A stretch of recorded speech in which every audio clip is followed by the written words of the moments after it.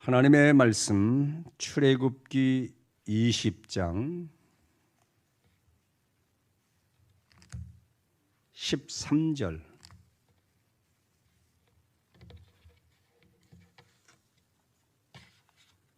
20장 13절 한 절만 우리 같이 읽겠습니다. 살인하지 말라. 다시 한번요. 살인하지 말라. 옆에 분들하고 한 번 더 인사하시죠. 잘 오셨습니다. 은혜 받으세요. 제6계명 살인하지 말라. 너무 간결한 그런 말씀입니다. 그렇지만 결코 간단하지 않은 계명이지요. 왜 살인하지 말라고 하셨는가? 첫째는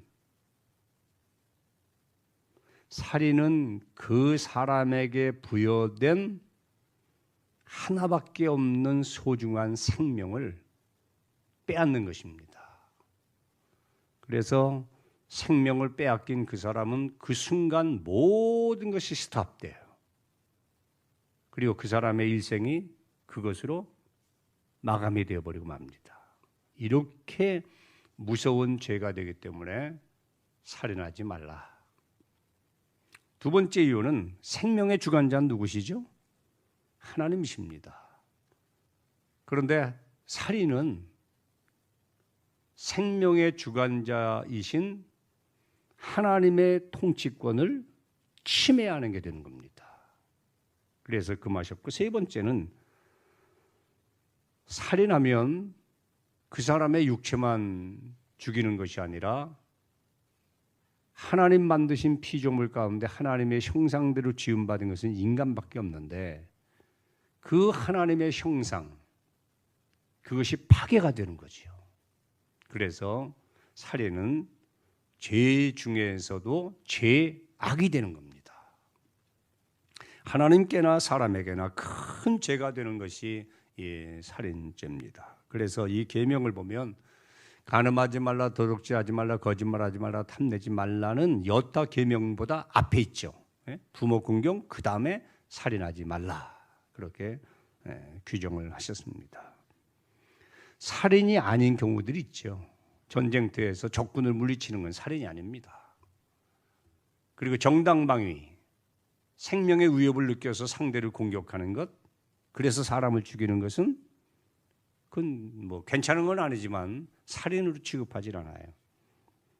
또 사형집행, 그것도 예외고요. 실수로 사람을 죽이는 과실치사, 그것도 살인으로 성경은 규명하지 않습니다.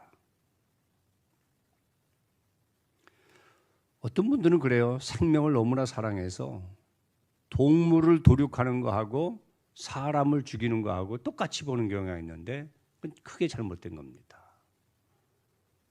동물과 사람의 생명은 너무너무나 많은 차이가 있어요.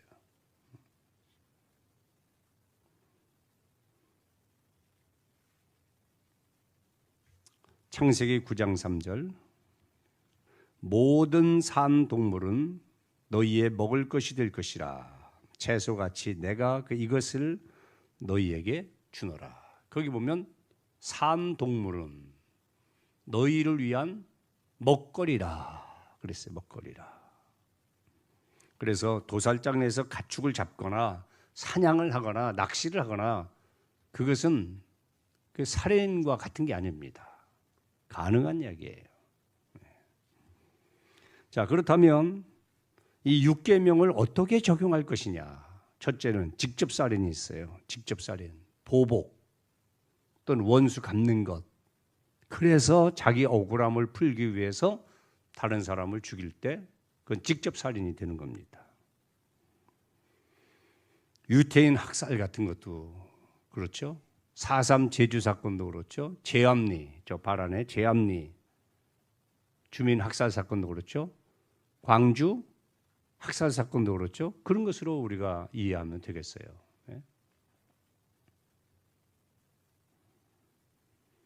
그리고 사람을 제물로 바치는 인신제사, 이것도 살인입니다. 이렇게 악한 목적, 악한 계획을 가지고 의도적으로 사람을 죽이는 그것들을 일명 살인, 그렇게 규정하죠. 그런가 하면 제6계명 살인하지 말라 하는 계명에 저촉되는 아주 중요한 하나의 주제가 있어요. 그게 자살입니다. 정말 심각한 문제예요. OECD 국가 중에서 우리가 자살 1위 아닙니까? 연간 13,018명이 죽어요. 연간. 하루는 얼마냐?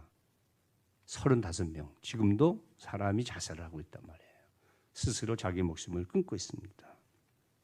어떤 사람은 생활고에 지쳐서 자살을 하고, 어떤 사람은 결백을 주장하면서 자살을 하고, 또 어떤 사람은 배신을 당해서, 어떤 사람은 시험에 낙방해서, 어떤 사람은 자신의 지병으로 인해서 비관해서 자살을 하고, 어떤 사람은 책임을 회피하기 위해서 자살하고, 어떤 사람은 자존심이 상해서 자살하고, 어떤 사람은 억울하다 하면서 억울함을 호소하면서 자살을 해요.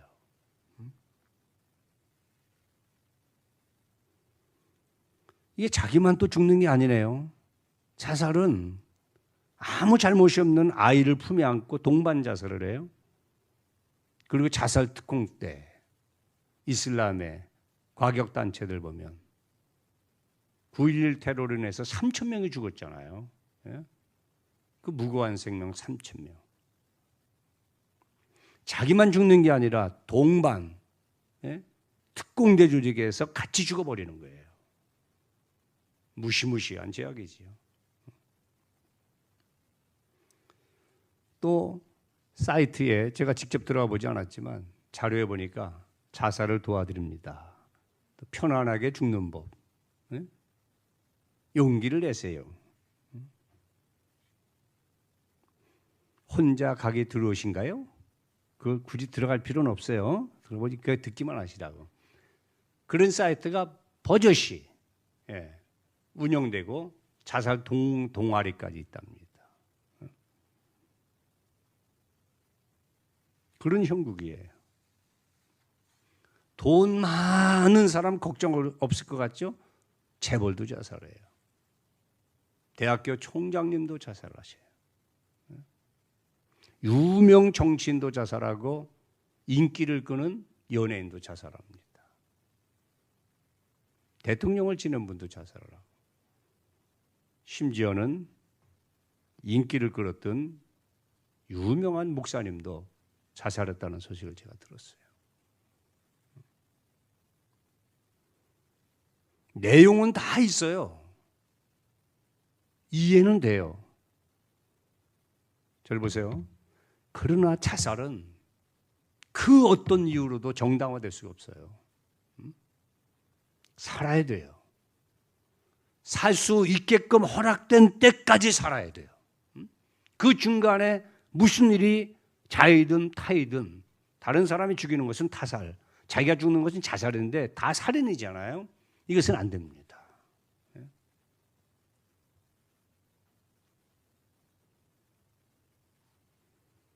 또 자살을 미화해도 안 돼요. 남을 죽이는 것은 타살이죠. 자기를 죽이는 것은 자살이죠. 타살이나 자살이나 전부 살인이란 말이에요.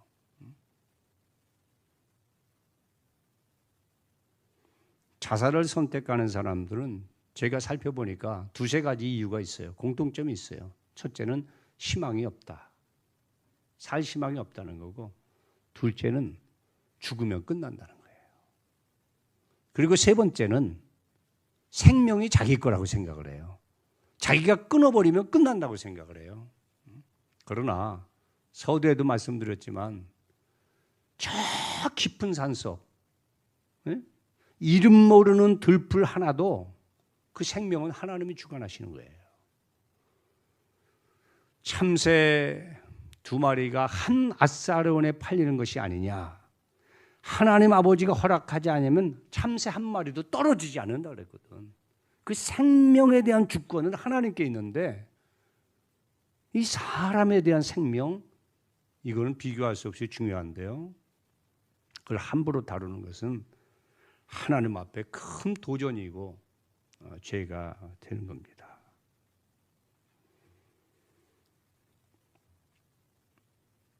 직접살인, 두 번째는 자살, 세 번째는 뭐가 있을까요? 낙태를 들 수 있어요. 낙태.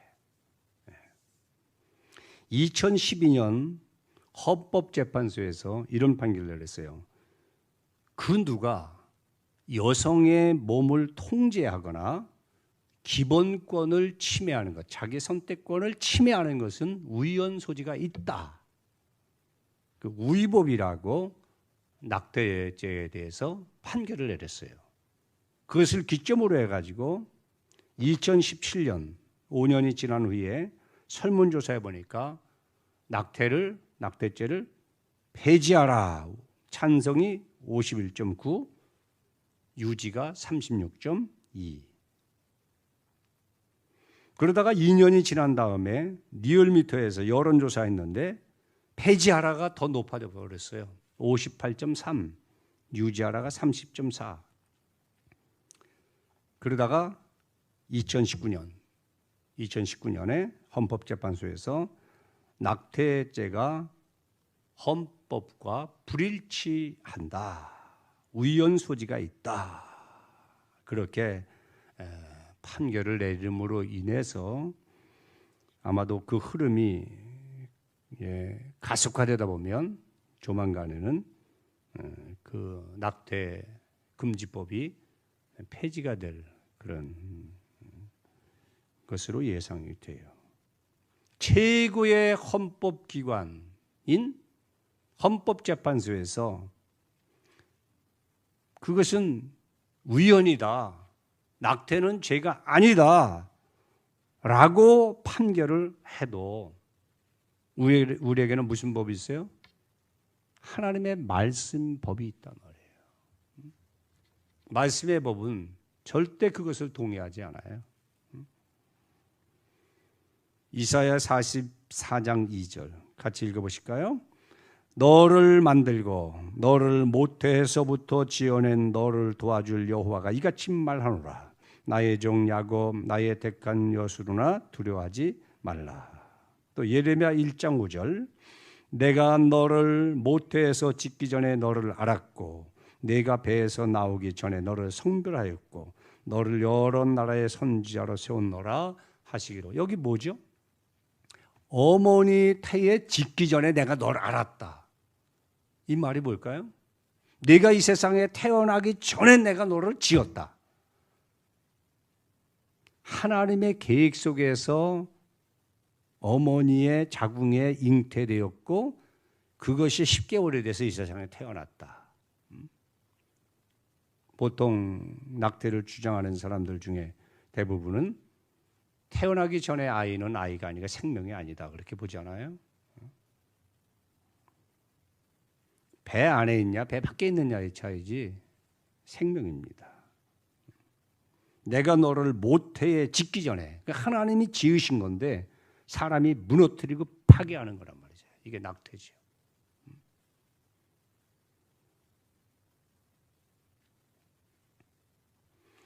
하나님이 이미 관여하셨는데 그것을 인위적으로 생명을 죽이는 것은 살인이 되는 겁니다. 낙태는 낙태로 끝나질 않아요. 그 후유증이 어마어마합니다.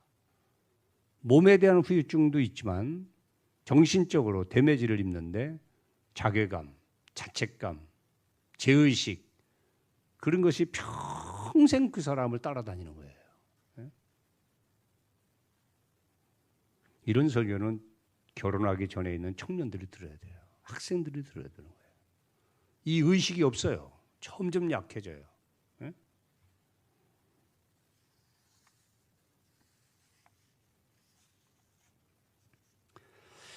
그런가 하면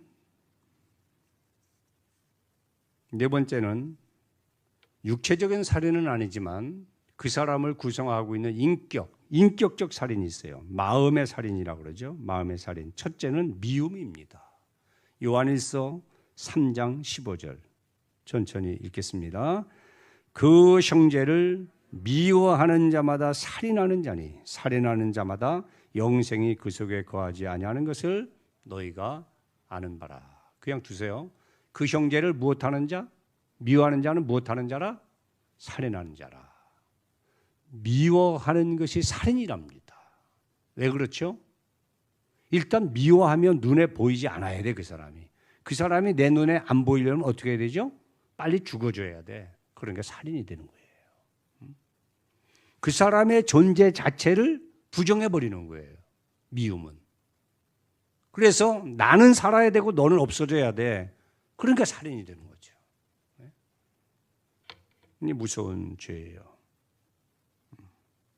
그런가 하면 두 번째는 시기 질투가 있는데요. 여러분, 인간이 타락한 후에 최초의 사건이 뭔지 아세요? 타락한 후에 최초의 사건이 살인사건입니다. 그리고 살인사건이 형제간의 살인인 거 아시죠? 그 살인을 저지르게 된 이유 아시죠? 동생의 재산을 하나님이 받고 형의 재산을 안 받으니까 형이 시기 질투해서 동생을 쳐서 죽인 거예요. 그게 죽일 일이냐고요? 그런데 타락한 인간에게는 시기 질투, 남이 잘 되는 것을 못 보는 고약한 성향이 있단 말이에요. 누구나에게.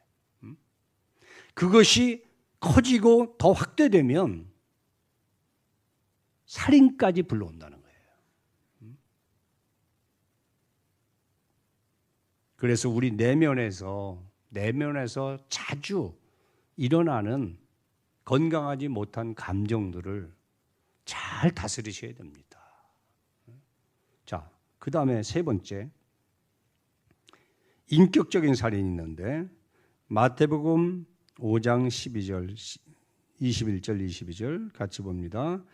옛사람에게 말한 바 살인하지 말라 누구든지 살인하면 심판을 받게 되리라 하였다는 것을 너희가 들었으나 나는 너희에게 이르노니 형제에게 노하는 자마다 심판을 받게 되고 형제를 대하여 나아가라 하는 자는 공회에 잡혀가게 되고 미련한 놈이라 하는 자는 지옥불에 들어가게 되리라. 여기 세 가지가 나오죠. 형제를 향해서 불끈 불고 화를 내고 화를 못 참아서 부르르 떨고 그런 것.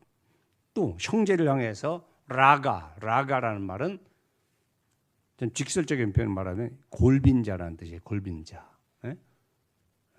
무식한 자 그런 이야기죠. 미련한 놈, 다 비하 발언이죠. 누군가를 향해서 노를 바라고 욕을 해대고 비하 발언하고 저주하는 사람은 그 상대를 인격적으로 살인한 거라는 거예요. 이 말이라는 건요, 여러분, 잘하고 또 경건하고 거룩게 쓰게 되면 생명을 살려요. 용기를 불러일으키고 한 사람을 훌륭한 인물로 만들어요. 그런데 잘못 사용하면 이 말 자체가 총알이 되고 화살이 돼가지고 그 사람 심령 속에 박혀버리는 거예요. 그거 빼기가 어렵습니다.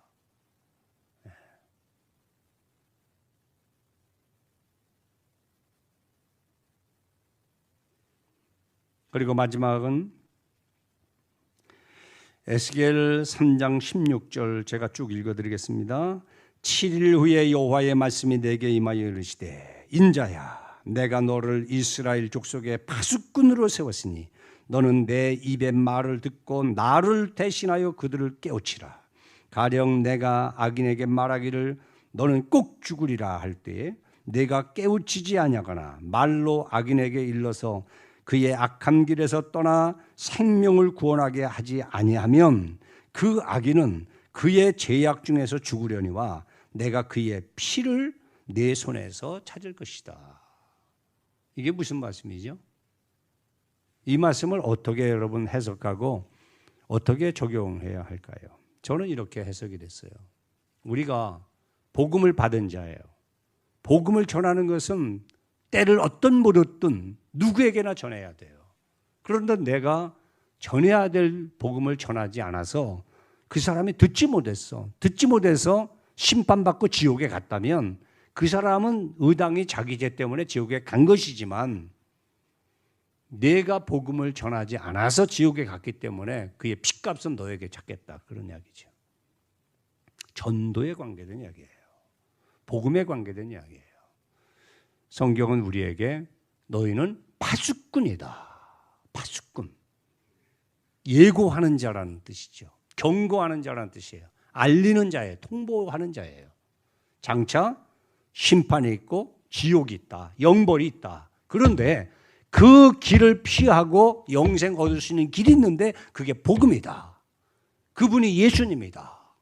그 사실을 너희가 말하지 않아서 그가 살 길을 가지 못하고 죽음의 길을 갔다면 그 핏값은 내가 너에게서 찾겠다 그런 이야기예요. 이것을 저는 영혼의 살인이라 그렇게 제가 그렇게 부르는 게 아니고 제가 부목사 생활할 때 그 교회 목사님이 목회 방침 중에 1년에 2번씩 총동원주일이라고 있었잖아요. 총동원주일. 일정 기간, 전도대 기간을 정해놓고 공지를 하고 열심히 기도하면서 전도해요. 그래서 전도 목표가 있어요. 장로님들은 몇 명, 안수집사 몇 명, 권사님 몇 명, 집사 몇 명, 평신도 몇 명 해가지고 그 배당이 됩니다. 그리고 날짜가 돼요. 결산하고 이제 전도한 분들은 이제 그 교회에서 하던 스타일 얘기하는 거예요. 그분들은 상을 줘요. 이렇게 그에 해당하는 상을 주고 또 그 전도를 못한 분들은 어떻게 하냐면 그 큰 그 전지 있잖아요. 전지에다 가나라 순으로 뭐 강동구, 김동영, 뭐 강동원 집사님 그렇다는 건 아니에요. 하여튼 가나다 순으로 이렇게 쫙 쓰고 맨 위에 빨간 글씨로 영혼의 살인자 명단 그렇게 딱 쓰신다고. 큰 글씨로 영혼의 살인자 그렇게 여기다 딱 써. 그럼 교회 눌러날라 딱 들어왔다가 살인자 명단에 딱 자기가 있는 거야. 그 어떤 사람은 그걸 막 지우기도 하고 그래요. 혼나서 다시 목사님이 또 써라 그러고 그런 적이 있는데. 저는 그렇게까지 해야 되는가 그런 생각을 했는데 그분이 진짜 목사더라고. 내가 보니까 우리가 진짜 이 세상에 살면서 이 육체의 죽음도 그렇게 억울하고 안타까운데 그 영혼이 영원한 지옥 형벌에서 영벌을 받는다면 살아있으나 사는 것이 아니니까 영벌이라고 그래요. 영원히 살지만 벌 받기 위해서 사는 거라고요. 그런 상태에 이르게 된다면 참 우리가 얼마나 마음이 아프겠습니까? 오늘 생명경시 사상이 파다한 너무나 의식이 약해져 있는 이 시대에 꼭 필요한 계명이 6계명이다. 살인하지 말라.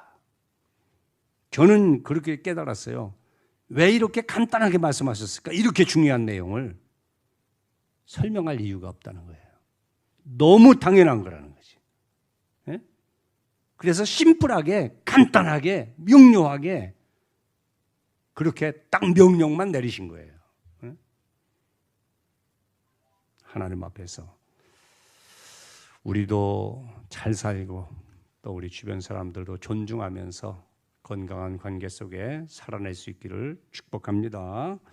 아멘.